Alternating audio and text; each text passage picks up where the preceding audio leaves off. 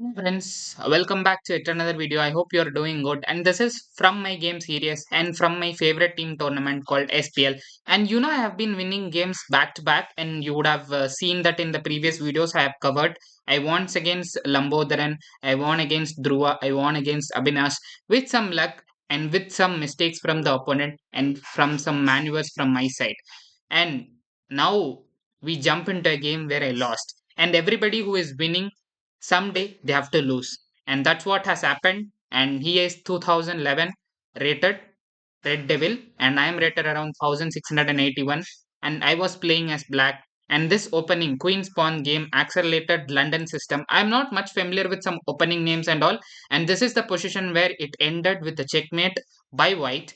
And you should always never repeat the same mistake which I did in the game one. I have done the same here. I should not open my king when the queens are on the board.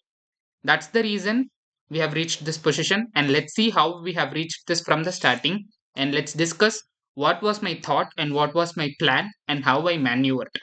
And he played d4, and I should not screw up in the opening. That was my only goal.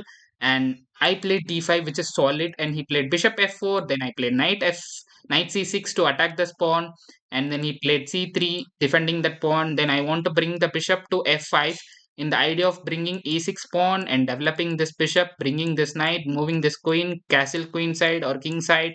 So whatever I want, I can do. The freedom I have by playing this bishop f5 move, I felt it. And let me turn on the analysis board, and you could see he had 1 minute, I had 8 minutes. If I have thought for some time in some positions, I would have converted this. And it happens, guys. It's not about winning or losing, it's about experience and playing. And once I played bishop f5, whatsoever he played, I continued my plan. He played e3, then I played e6, then he played bishop d3, then I played bishop d6 as planned, and then he went back to g3.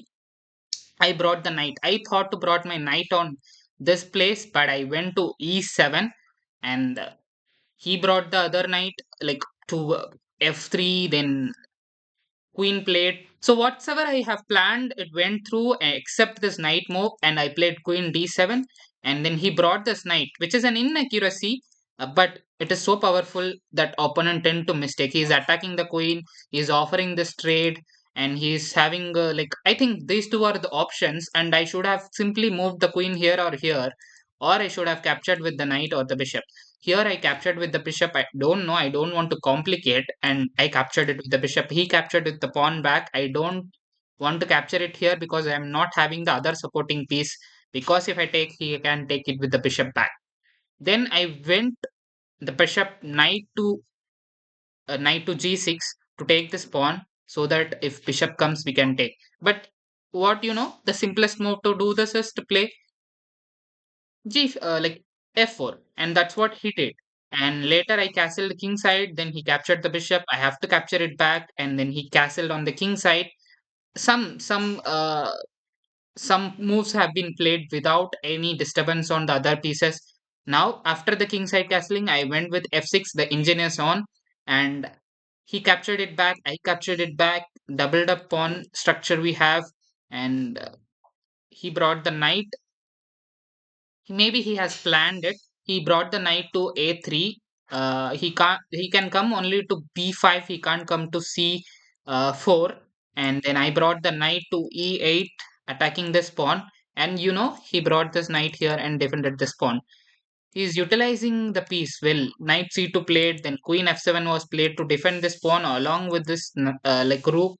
And I can use this queen somewhere, and like instead of defending this pawn, and he played b4. Then I played rook e4, trying to go here and like win this pawn and do something there. And he played a4. He was just pushing, and you have to see this.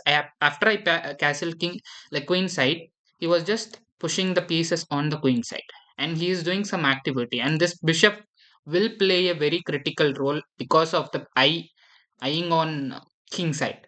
So he played rook, like I played rook c4, trying to take the pawn. Then he came with queen d3. I can't take now. I have to come back. I played to like rook e4. Then once he pushed, I came back.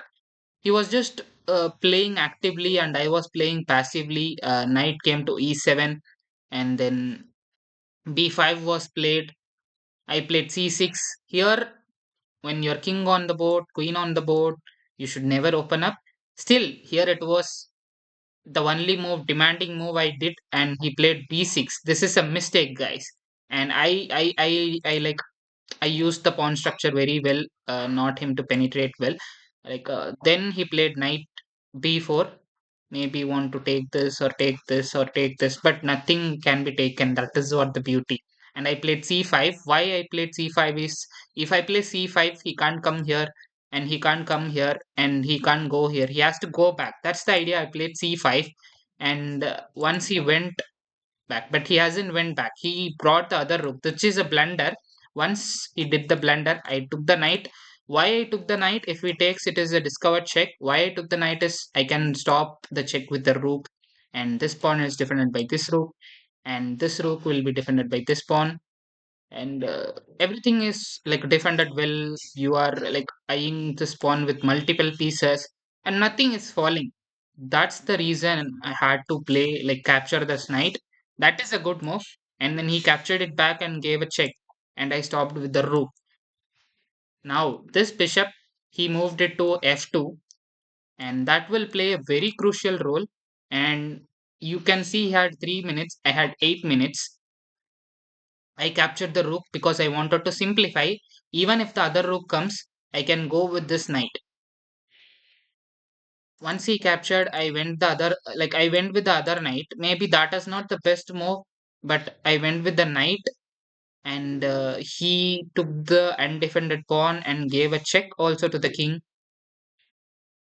And once I moved to b7, I should have done this before maybe, because this pawn would have been not lost. I'm a knight up, but you could see like I'm just a one material up because he captured my two of my pawns. Now his queen went back to b1 and I did the blunder here. I played queen e6. Could you spot what was the blunder here on what should have been played? Because of this blunder, I went on to lose this game in less than 10 moves. And once queen e6 was played, he also blundered. Sorry for the mouse click. He also blundered by playing b5, and he had 2 minutes. I had 8 minutes. I should have analyzed and calculated, and I was in another time pressure and other pressures where I couldn't spend much time, and I was playing on my phone. Those are some reasons, but we should not say such reasons for the loss. And I took the pawn thinking I was doing good, and this is also blunder.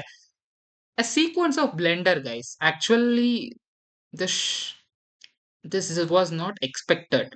And once I did that, he also took bishop take a6, which is also a blunder. And you see quickly my king side pawns and pieces are getting unfolded and opened up. I captured the a6 pawn, which is good move now here. And then he came the queen a2, very powerful move. This is not falling because this rook is defended, king is defending, and this knight is undefended. If I go somewhere, this pawn will lose, and if I go here, he cannot take this because of the queen defending it. And what if queen takes? He can't give checkmate here because this knight is guarding here. So I calculated everything, guys, and I went back to knight c4, and he captured the pawn. And capturing this pawn was a blunder. I captured on b6. Then he again blundered. Knight b1. Here is what I did, the final mistake and final nail in the coffin by playing rook d6. This is also fine. And once he pushed this pawn, this knight is also attacking. This rook is also attacking. Queen is also attacking. But here rook is defending. King is defending. So I want to move this king to defend it. But I pushed this pawn. I think I did this. Okay. I pushed this pawn. He captured it again because I want to stop this bishop eyeing on the knight. That's why I pushed, and he captured it, which is again a blunder. And I moved the king move, which is again a blunder. Sorry, I will just take you through a couple of moves. So this is where we were seeing. This is also a blunder. Then he played queen a7. I have to go to king c6. Then his rook came and it's a checkmate because I can't go here. This is defended. I can't go here because this is defended. Like I can't go here because of the rook, and I can't take this because of the queen, and I can't go here, here, here because of the queen. How from winning to losing and a sequence of blunder caused this. And that's what happened, guys. You should, when you have time, you should utilize it well. And I hope you enjoyed this video and learned from my perspective and from opponent's perspective. And if you have enjoyed this, please don't forget to hit the like button and subscribe to our channel for more videos. And let me know the suggestion which I want to correct it in the future videos so that I can give you more and more inputs and analysis from the chess where you can learn and improve your game. And we'll meet you in another video. Until then, Tata, bye bye from United Pages and Mohan's Magic. Thank you. Have a nice day, guys.